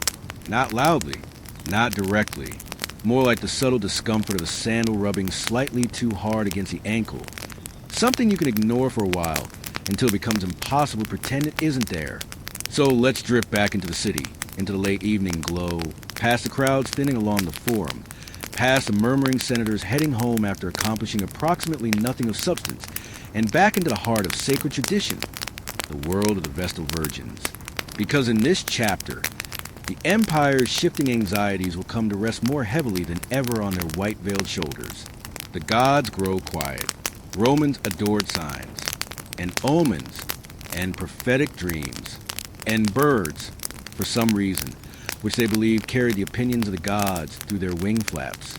But as the Empire entered its era of subtle instability, something strange began to happen, at least, according to the nervous whispers of Rome's religious class. The gods weren't speaking clearly anymore. Or, more accurately, people felt like they weren't. A drought would strike, and the omens would contradict each other. A small border conflict would flare, and the chicken's use of divination would refuse to eat, but then suddenly decide to eat 3 hours later, leaving priests confused and citizens unsettled. It wasn't that Rome lost faith. Romans never truly lost faith. They simply became selective. If an omen agreed with what they wanted, it was clear and divinely inspired. If it didn't, it was misinterpreted or a temporary cosmic ambiguity. This is the ancient equivalent of Googling symptoms and deciding you either have mild dehydration or definitely the plague.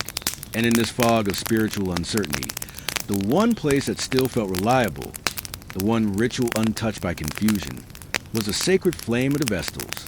But consistency has consequences. The more the gods seemed unclear, the more the Vestals became the single, bright anchor of religious certainty. And when a society places too much pressure on its symbols, those symbols eventually crack. Not yet, though. For now. The Vestals remained calm, steady, and quiet, which ironically only made the rest of Rome more nervous. The growing fear of disorder. By this point in Roman history, social pressure had become a daily companion. The rich were richer, the poor were poorer. The middle class, the backbone of Roman civic life, was shrinking to a thin line of families clinging to dignity with both hands. And whenever society feels stretched, it does something very human. It looks for someone to blame. Romans were spoiled for choice. They blamed new philosophies, foreigners, old gods, new gods, Christians increasingly, the youth, the elderly, the weather, taxes, foreign traders, poets, dreams, and occasionally unlucky cows born with the wrong number of legs. But the most dangerous kind of blame is the spiritual one. The belief that disorder in the world means disorder in the rituals. And that is where the Vestals began to feel a new kind of scrutiny. Not official, not hostile, just heavy, like eyes lingering a little too long during public ceremonies. People began to watch the Vestals the way anxious travelers watch a pilot's face during turbulence, searching for any hint that something is wrong. A Vestal's cough during a ceremony? Ominous. A stumble on the temple steps? Definitely a sign. A cloud passing over the sun during their procession? Something was clearly coming. It sounds ridiculous now, but to ancient Romans, this was cosmic weather forecasting. And all the while, Rome grew slightly more unstable, slightly more stressed, slightly more reactive. The problem of purity. Now here's the complicated part. The Vestals' power rested on purity. Physical, spiritual, ritualistic purity. Not the moral purity we talk about today, but the cosmic cleanliness Romans believed kept the gods' attention focused and benevolent. As Rome's anxiety increased, so did its obsession with purity, which meant every action of every Vestal became symbolic. Every misstep became suspicious. Every personal mistake, even a small one, felt like it might carry cosmic consequences. This is the sort of atmosphere where accusations begin to form, not necessarily for political reasons. Sometimes just out of fear. Fear, after all, can turn even the most devoted citizen into someone searching for flaws in the places they once admired. To be clear, nothing major has happened yet. This is still the prelude. But it's important to understand how the cracks form before we reach the chapters where things actually break. Rome didn't suddenly turn on the Vestals. It slowly, quietly became ready to. The weight of ritual. Let's drift back to the temple courtyard. Pale moonlight, flickering torches, the faint scent of incense still clinging to the air. A Vestal stands alone over the sacred flame, feeding it a mixture of pine and sacred herbs, moving with the unhurried grace of someone trained from childhood to make every gesture look effortless. But tonight, she feels a slight tremor in her hands. Not fear, not exhaustion, just the awareness that the world outside seems heavier. She knows the grain supplies have been unstable. The political factions in the Senate are growing sharper. The markets are tense. The priests are whispering too much. Rumors from the provinces grow stranger by the month. And for the first time, she wonders if the flame she's tending is simply a ritual or a burden too symbolic to bear. She will never say this aloud. Vestal training was designed to crush the very possibility. But the human mind can sense pressure long before it admits it. And in this age, every Vestal could sense that something intangible was leaning in their direction. Innocent superstitions become dangerous ones. The next change comes with small, almost laughably minor incidents. A solar eclipse, a minor earthquake, a statue falling from its pedestal after a particularly windy day, a strange birth in a rural village, 2 comets appearing in the same season. Individually, harmless curiosities. Together, a superstitious society's worst nightmare. Priests read them as omens. Senators read them as warnings. The public read them as, well, dramatic entertainment with spiritual consequences. And every time something odd happened, people looked toward the Temple of Vesta. The Vestals were not responsible, of course.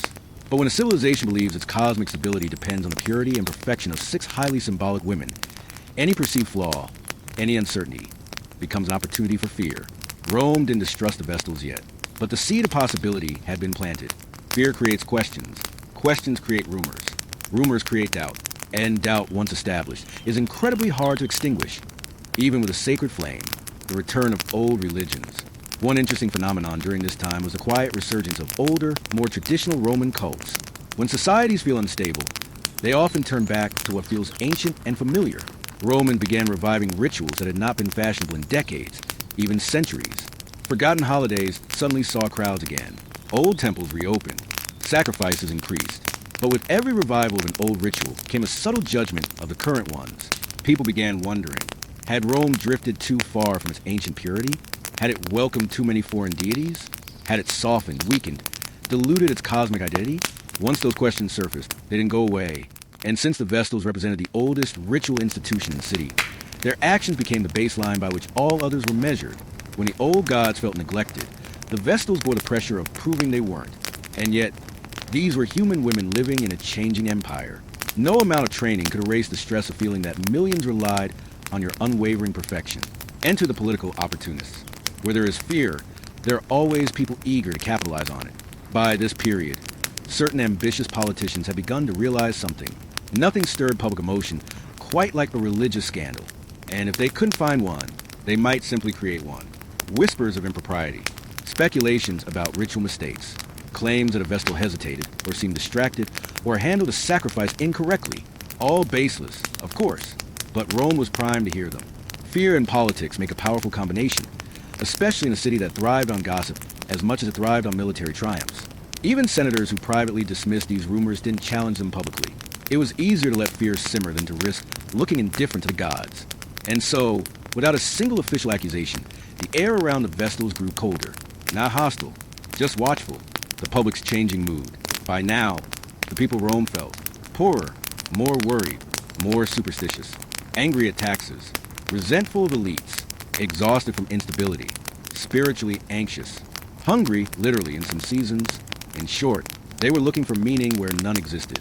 And meaning is often found where blame is easiest to assign.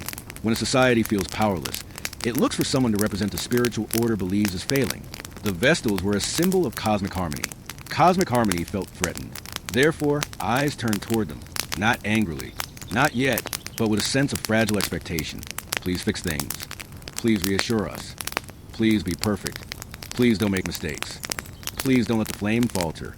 And when a society asks impossible things from human beings, the outcome is always predictable, where Part 8 leaves us. This chapter is subtle. No great catastrophe yet. No major crisis. No dramatic fall. Just a slow accumulation of tension. Rome feels unbalanced. Spiritual clarity is fading. The elite are manipulating fear. The public is increasingly anxious. Old rituals are returning. Purity is obsessively scrutinized. Omens are contradictory. And the Vestals are quietly becoming targets of suspicion. Nothing has happened, but everything is preparing to. This part ends with the Empire holding its breath. The flame still burns. The temple still stands. The rituals remain intact. But Rome is changing, and the Vestals, whether they know or not, are moving toward a storm that tradition alone cannot protect them from. That storm begins to take shape. For now, let yourself settle in, breathe softly, and let the slow shift of history lull your mind. If you've been listening along, tell me in the comments, do you think ancient Rome placed too much pressure on its sacred symbols? Let's drift back into Rome again, just to check on the people who always seem to take themselves far too seriously. You may remember from earlier tonight that priests in the Roman world were often chosen less for piety and more for convenient family connections, availability, or the vague hope that they could stand still long enough to participate in a ceremony without falling over. And while that was certainly true for the priests of Jupiter, and even more true for emperors pretending to be priests of literally everything, Rome had another category of sacred officials who took solemnity to interestingly theatrical levels. Our next wandering stop in this gentle midnight stroll is with the priests of Mars, the Salii, sometimes lovingly referred to as the dancing priests. Because of course Roman religion required dancing. Why wouldn't the guardians of the sacred shields be choreographed? Now, before you imagine highly trained, ethereal ritual dancers gliding across marble floors while golden censers swung gently in the background, I should clarify that the word dancing in Roman terms might better be translated as jumping around while shouting. The Salii were noble-born men, which meant they were usually more accustomed to commanding soldiers and attending dinner parties than performing synchronized jumps. Yet once a year, during March, Mars a sacred month, they were required to parade across Rome carrying the ancient, supposedly heaven-sent shields of the god. The shield procession was meant to guarantee Rome's military luck for the coming year. The fact that the priests did this while singing loudly, pounding their feet, and rhythmically leaping in armor made the entire city vibrate slightly with the annual reminder that even the aristocracy was not above a bit of aerobic humiliation in the name of tradition. The Salii wore costumes that would have made even the Vestal Virgins tilt their heads politely. They had bronze breastplates, red cloaks, pointed hats, and a general aura of men hoping no one they respected happened to be standing nearby while they hop in circles. If you're drifting off, just let that image float through your mind. 12 senators who argue for hours about tax reform suddenly forced into a group choreography with metal shields and time-sensitive chants. Sometimes history is deeply soothing simply because everyone looked ridiculous together. One of the oddly charming things about the Salii was that their festival was intentionally long, loud, and disorganized. Each spring, they marched from shrine to shrine throughout the city, stopping constantly to feast. Livy tells us the banquets were enormous because nothing in Roman religion was complete without overeating. Imagine a ritual that consists of, first, repeatedly jumping for the gods. Second, eating until you can't stand. Third, repeating step one with decreasing enthusiasm and increasing indigestion. It's no wonder the month of March was considered chaotic. In modern terms, it was something like a week-long bachelor party planned by a committee that didn't quite understand pacing. The chants of the Salii were famously ancient. So ancient, in fact, that by late Republican times, even the priests themselves didn't understand the words. This absolutely never stopped them. If anything, they chanted louder, possibly out of pride or possibly out of panic. Onlookers would describe the ritual as majestic, which might have been Roman shorthand for, we have no idea what's happening, but it feels old, so we're going with it. And of course, these priests were convinced the entire empire's military success depended on the accurate performance of their incomprehensible songs. There's something soothing about the idea that even world-conquering superpowers sometimes operate on traditions that didn't make logical sense, but continued anyway simply because they were ancient and comforting. But while the Salii danced their way into the spring, another group of priests had a very different role. The haruspices, Rome's imported specialists in reading the future from sacrificed animal organs. Yes, the future was determined by inspecting livers, because naturally it was. These specialists originally came from Etruria, a culture Rome admired for its mystical flair. The Romans looked at the Etruscans and thought, they seem to know a lot about divine messages, and also have excellent pottery, so they adopted their diviners wholesale. The haruspices were the ones called in whenever lightning struck something important, like a temple or, more notoriously, the emperor's favorite porch. They would examine the burnt area, nod seriously, and declare that the gods were mildly annoyed but open to negotiation. Most of their work, though, involved inspecting the organs of sacrificed animals, usually sheep or bulls, to determine whether some planned action was divinely approved. A liver with smooth edges? Good omen. A liver with a dent? Bad omen. A liver with an unusual color or missing lobe? Start panicking. The entire Roman state could pause, sometimes for days, until the haruspices gave their verdict. Imagine a modern government postponing international negotiations because a veterinarian found a suspicious mark during a routine checkup. It has a kind of sleepy absurdity to it that fits our night-long drift nicely. One particularly tired emperor, Claudius, was known for personally consulting the haruspices over nearly everything, including the weather. If it was cloudy, he asked the liver readers why. If it rained, he asked them who was responsible. You can picture the weary priests standing there in their ceremonial robes, staring at yet another animal liver, quietly wishing the emperor would simply buy an umbrella. Yet they continued, because it was tradition, and because emperors rarely listened to common sense when divination was available. Haruspices were often seen as eccentric by Roman elites. Cicero, who loved judging people, didn't trust them at all. He once wrote, with classic Roman dryness, that he could not imagine how any two haruspices could look at each other without bursting into laughter. And yet, despite Cicero's doubts, their predictions carried political weight for centuries. A single unfavorable reading could delay a military campaign, derail a public project, or force a superstitious general to pretend he had planned to retreat anyway. But if the haruspices were Rome's mystical consultants, the augurs were its meteorologists of divine will. Their job was to observe birds, not birds in general, because that would be too logical, but highly specific forms of bird behavior. They interpret the will of the gods through the direction birds flew, the number of birds seen, the type of bird involved, and sometimes whether the bird seemed annoyed. The augurs stood on sacred hills, watched the skies, and declared whether the gods approved of proposed political actions. If a bird flew the wrong way, a new law might be postponed. If a bird screeched, senators would argue for days about its meaning. Romans took these signs extremely seriously, except when they didn't, which was often. By late Republican times, the augurs had become infamous for political manipulation. If a senator disliked a bill, he might quietly claim he had observed unfavorable bird behavior earlier that morning. This was generally accepted because no one wanted to challenge an augur's personal bird sightings. It's hard to disprove someone who insists a divine pigeon had opinions about tax policies. This system of sacred veto power meant that some politicians used the birds as their personal political assistants. And while it sounds absurd, it was surprisingly effective. Even Julius Caesar, who was himself chief priest at one point, made sure the augurs were on his side. That said, the augurs did sometimes face awkward moments. There's a famous story about an augur named Appius Claudius Pulcher, who ignored the birds entirely before a major naval battle. The sacred chickens used in the augury refused to eat, which was considered a very bad sign. Instead of canceling the battle, he became irritated and declared, "If they won't eat, then let them drink, at which point he ordered the sacred chickens to be thrown into the sea. The gods, who did not appreciate sarcasm toward poultry, declined to bless his campaign. The battle was an embarrassing disaster, and Appius Claudius spent much of the aftermath attempting to explain why drowning the divine chickens had not created a favorable omen after all. Rome's religious officials, for all their seriousness, existed in a beautifully confusing ecosystem. The Vestals kept the sacred fire alive. The Pontiffs kept track of the calendar, occasionally adjusting days as needed, which sometimes created entire extra months whenever political timing became inconvenient. The augurs monitored birds and atmospheric vibes. The haruspices interpreted livers. The Salii danced with shields. And through it all, emperors and generals leaned heavily on these signs, convinced that divine forces communicated through agricultural metaphors and poultry-based omens. But of all Rome's religious groups, perhaps none had the peculiar charm of the Luperci, the priests of the Lupercalia festival. The Lupercalia, held every February, was a purification ritual that eventually dissolved into something resembling a chaotic street party. The Luperci began their ceremony in the cave where Romulus and Remus, the legendary founders of Rome, were said to have been nursed by the she-wolf. The priests sacrificed goats, smeared themselves with blood and milk, an unusually sticky combination, and then ran through the city wearing almost nothing.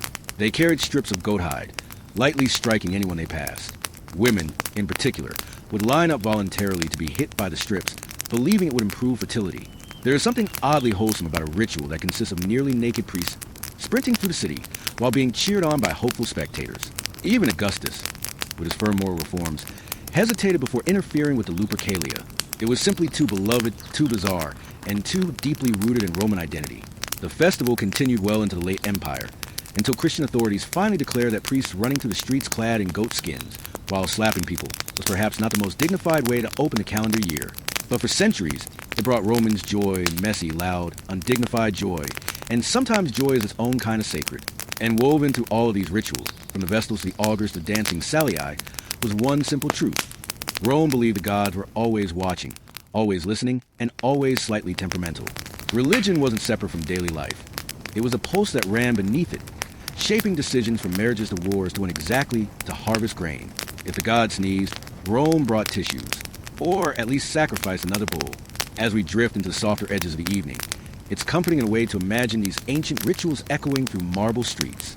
Fires tended by silent priestesses, shields carried by leaping nobles, chickens consulted for political decisions, priests running half-naked across the forum, while everyone shrugged because it was February. Humans rarely change as much as we think. We still look for signs, though we've traded bird patterns for weather apps and livers for market forecasts. But the longing to understand something larger than ourselves, that remains. And maybe that's why these rituals remain strangely soothing across the centuries. They remind us that even the most powerful civilizations relied on tradition, habit, and a touch of the absurd to keep their world steady. And sometimes, in the quiet of the night, that's enough. Before we float into part 10, tell me in the comments which Roman priesthood would you least want to join, and why is it the shield-jumping Salii? The neighborhood was unusually quiet that morning. Too quiet, Marcus thought as he rolled down the street in his SUV, the sun barely cresting over the rows of identical cookie-cutter houses. No joggers, no dog walkers, no one pretending to sweep their porch while spying on their neighbors. It was silence with intention, the type that comes only after a storm, when everyone is waiting to see which parts of the world remain standing. He breathed in slowly, tasting the faint metallic bite of dawn air. Today was the day everything either finally settled or finally exploded. He parked in front of the HOA building, or what was left of it. The door still hung crooked on its hinges from the raid last night, yellow tape fluttering like a warning banner in the breeze. The fake cop HOA counsel, Keller, Brenda, Schmidt, had been taken into custody. Their evidence board, their extortion list, their citations, their fake police badges, all boxed up and handed to the sheriff's office. But something remained undone. Something lingering. Something dangerous. Kira stepped out her car behind him, shoulders stiff, eyes sharp but exhausted. "You ready?" she asked. "Not even remotely," he said. "But let's finish it." They weren't here to celebrate. They were here to confirm the last missing piece. The identity of the person Keller kept referring to as the backer, the one who funded the fake uniforms, the fake patrol car vinyls, the radios, the training sessions, and more. Someone above them. Someone still free. Someone who knew Marcus's name before Marcus even knew theirs. Kira glanced around. Feels like walking into the mouth of a dead beast. "No," Marcus said. "Dead beasts don't breathe." A soft creak echoed from inside the building. Both of them froze. Kira whispered, "Someone's in there." Marcus reached for his phone to call the sheriff, but then stopped. A silhouette moved inside. A single person. Standing still. Not Keller. Not Brenda. Someone taller. Slimmer. Wearing a dark coat. Marcus swallowed and stepped forward. Inside the HOA building. The interior felt colder than it had any right to be.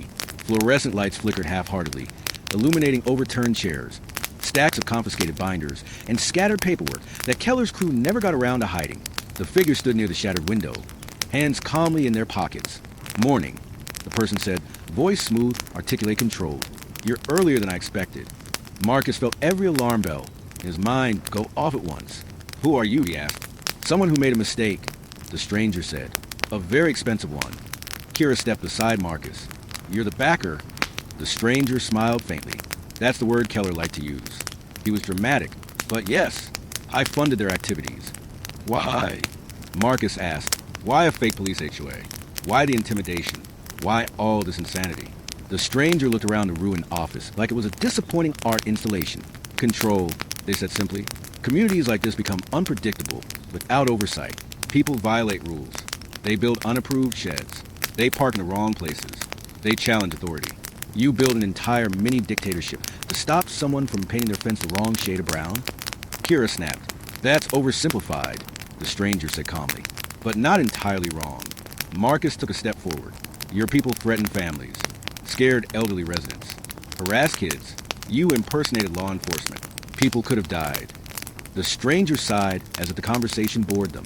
"You know, I told Keller to be subtle, to maintain professionalism, but he started improvising, embellishing, playing cop, giving himself little promotions in his head. The power got to him." They looked at Marcus, expression almost sympathetic. "I had planned to quietly dissolve the operation. Last night's raid made that impossible." "And now?" Kira asked. "Now?" The stranger said, "I'm tying loose ends." They pulled a folder from their coat and placed it gently on the broken desk. "For you," they said. "Consider it a peace offering." Marcus didn't touch it. "What's inside?" "A confession. Signed. Full responsibility placed on Keller and the council. None on me. You think that's gonna make this go away? I think you have a family, a job, a life, and no desire to get pulled into a months-long legal battle with someone who has more money than morality." Marcus stared at them. "You're threatening me." "I'm giving you an exit," the stranger corrected. Then their tone shifted, slightly, but enough to feel the temperature drop. "Take the file. Walk away. Let the sheriff prosecute Keller and company. Let this town return to sleep." Kira whispered, "This guy is completely unhinged." The stranger's eyes flicked to her. "On the contrary, I'm very rational." Marcus finally asked a question that had been ripping at him for weeks. "Why me? Why go after me first?" The stranger tilted their head. "Because you were the only one who didn't fall in line." The breaking point. Marcus took the folder, not to accept it, but to use it. "Kira," he said softly, "record." She raised her phone instantly. The stranger sighed. "Really? You think that will hold up in court? You think you can trap me with conversational theatrics?"